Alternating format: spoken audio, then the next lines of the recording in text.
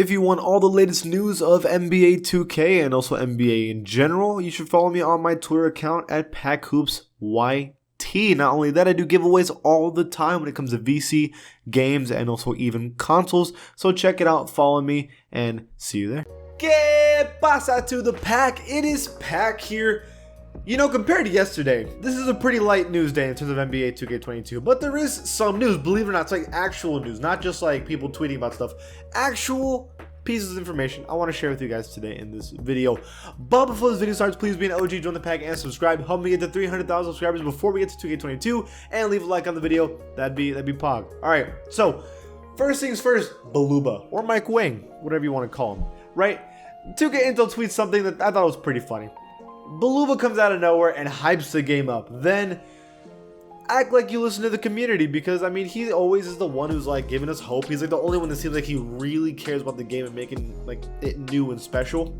The game drops and he vanishes, and he does this every single year. He's the only one that we ever get hyped about, and then he just vanishes, like he's just gone, right? So what's going on with Mike Wang, right? Listen, his job is to prepare, develop 2K. And you know what? He does it. Now, does he do it after the game releases? Is he involved working on anything after the game drops? I don't know. All I know for sure is that this is a dude that actually puts a little bit of time into 2K and tries to make some new stuff. And that's that. And I think he does a pretty good job of it. That's my opinion. Overall, though, it would be nice for him to like keep talking about the games when they're releasing, keep working on them and updating things that are problematic, and actually talk about them on Twitter. That'd be nice too. But whatever, that's not the important news. This is the important news. NBA 2K Japan drops the first ever screenshot of Rui Hachimura. Now this is our fourth screenshot of NBA 2K22 outside of the Luka Doncic, Dirk, and Candace Parker one. But this is Rui, and it looks really, really good. A face scan update, a little bit of a hair update. And like you can see the detail on this one, and I think this one also highlights the lighting change. It's so good. I'm really happy with how this one looks. I like that they added the little detail on the mustache on the lip. I like that, like, you know, like the little freckles on his face have a lot more detail. This one really looks like him. Really clean. Obviously, it doesn't look like a lot better than last year. I think we all agree that like that's just not the case this year. But does it look good? Absolutely looks good. It looks really good. I'm happy with it. I can't wait to play with him in 2K. I low-key hope that they add all these Olympic teams, like Team USA, Australia, and Japan. Japan has Rui Hachimura and Yuta Watanabe, and they're hosting the Olympics. That'd be hype if they are in 2K22. I low-key really want that. I don't know about y'all. Next up is apparently, you know the 2K curse? What about the 2K blessing? Luka Doncic burner account says, LeBron was the cover of NBA 2K14 and he won the 2016 title. Kevin Durant was the cover of 2K15 and won the 2017 final. Steph was the cover of 2016, won in 2018. Giannis was the cover of 2K19 and just won in 2021. And now Luka is the cover for 2K22. What does that mean? It means Dirk's going to be the championship for 2024. I'm kidding. It thinks that the Dallas Mavericks, after 2 years like everybody else, is going to win the championship with Luka Doncic, because that is the theme so far.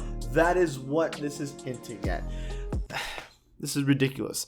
Think about it logically. If you're going to be the cover athlete, that usually means you're a good NBA player, usually a little younger, right? Or at least entering your prime. So obviously, 2 years later, you're going to be in your prime, and you're probably going to have a team built around you by then. So obviously, you're going to be one of the favorites to win a championship every single time. That's kind of how that goes. The only years it didn't happen was 2K17, 18, and I guess 20 and 21.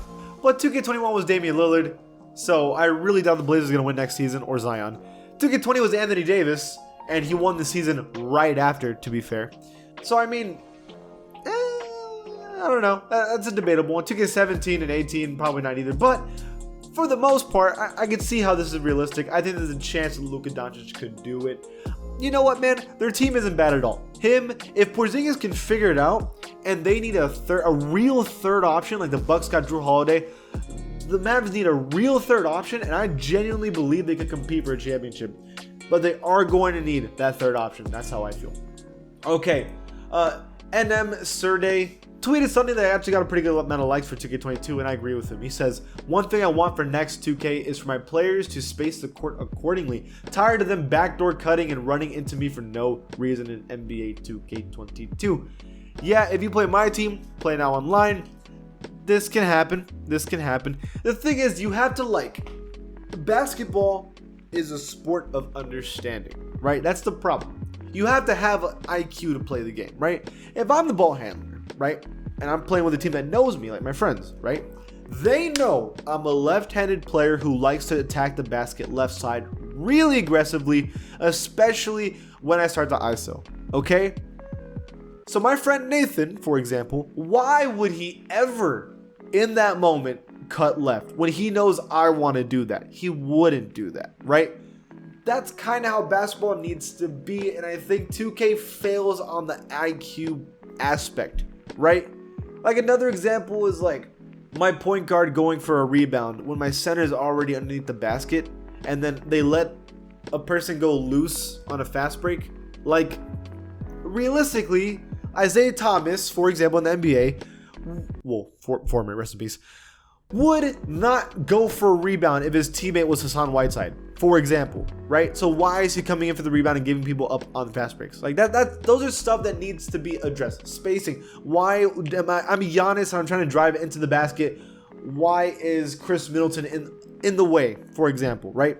Why is Brook Lopez not in the corner when I know he can hit corner three? Like things like that. These are little situations that 2K needs to figure out and address in the 2K, because these are things that are realistic to life, and I think it could be better, right? In terms of stuff on Twitter, that's it.